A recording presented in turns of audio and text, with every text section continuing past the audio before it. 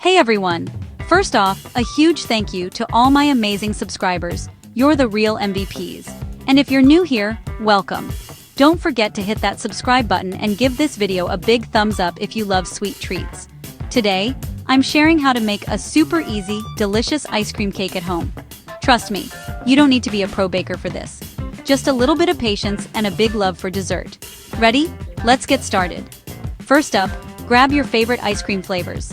I like to use two, chocolate vanilla, but you can totally mix it up. Let your ice cream sit out for about 10 minutes so it softens.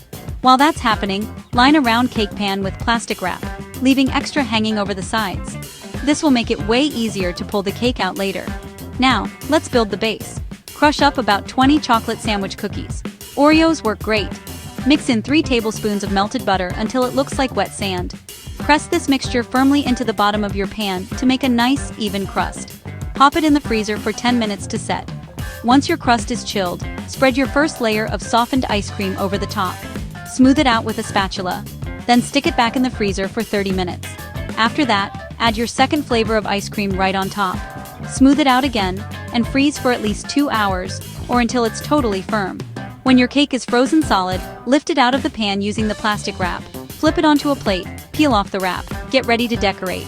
I love to top mine with whipped cream, sprinkles, and even more crushed cookies. You can get as creative as you want. Go wild. To serve, just slice with a sharp knife that you've run under hot water. That way, you'll get perfect clean slices every time. And there you have it, your very own homemade ice cream cake. It's perfect for birthdays, celebrations, or just because you deserve a treat. Thanks for hanging out with me today. If you try this recipe, let me know in the comments how it turned out. And don't forget to subscribe for more fun, easy recipes. See you next time!